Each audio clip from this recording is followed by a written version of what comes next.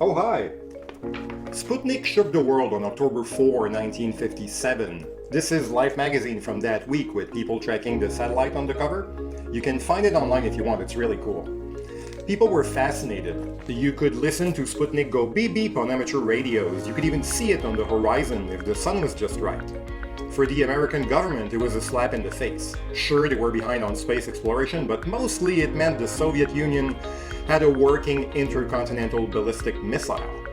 Still, Sputnik was just a ball, right? It's not like they sent a living thing into orbit. A month later, the Soviet Union added insult to injury and launched Sputnik 2 using an R-7 rocket. Not only did this satellite carry scientific instruments, they put a dog on board.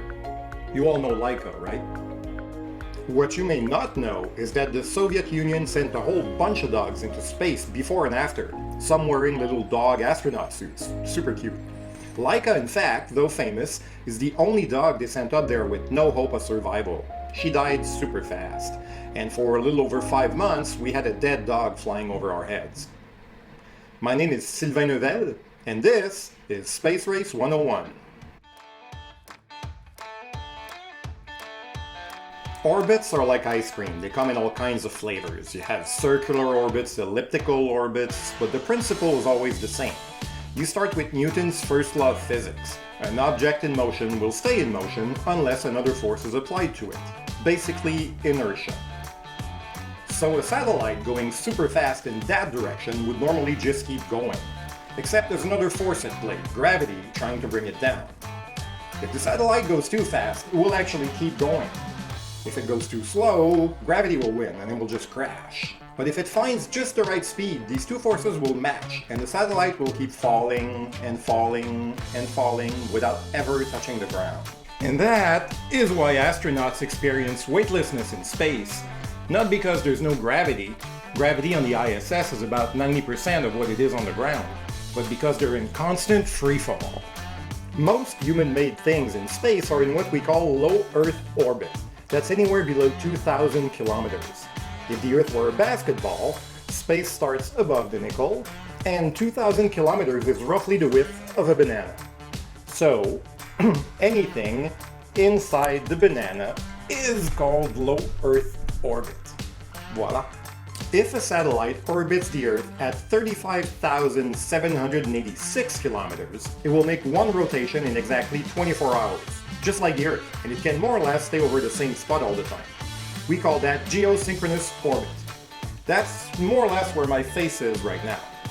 The space between my face and the banana is called middle orbit, and anything behind me is called high orbit. What does it take to get something into orbit? Well, the math we need was given to us in 1903 in the form of Konstantin Tsiolkovsky's rocket equation. Yeah, whatever. Let me show you with Legos instead.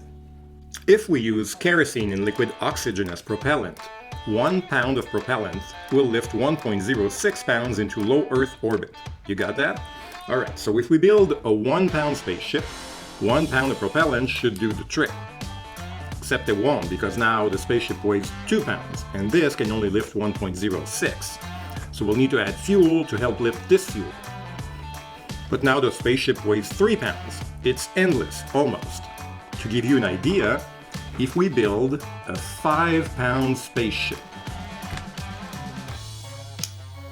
voila, we're going to need 85 pounds of propellant to lift it into orbit.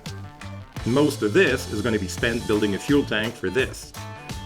There are a couple ways we could cut this down. If we remove just 1 pound of our spaceship, we could remove 17 pounds of propellant. And if we found better fuel, say some that can lift 1.12 pounds into orbit instead of 1.06, then we could remove half our fuel. No matter what we do, rockets will always be lots of fuel and very little rocket. Pretty much like a beer can. Cheers! The American response to Sputnik came in December of the same year. A Vanguard rocket carrying a tiny satellite launched from Cape Canaveral. And this happened. There were other Vanguard failures. The press called it Oopsnik, Kaputnik, or Stay Putnik. I like that one. We have to wait until January of 1958 for the first American satellite, called Explorer 1. It launched on this rocket, Juno 1, which is a modified Redstone missile designed by Wernher von Braun. And that's how the Soviet Union won the space race. Thank you for watching. Alright then, in our next episode we'll try and send actual people into orbit. Please pre-order A History of What Comes Next from your favorite local bookstore. I'll see you soon.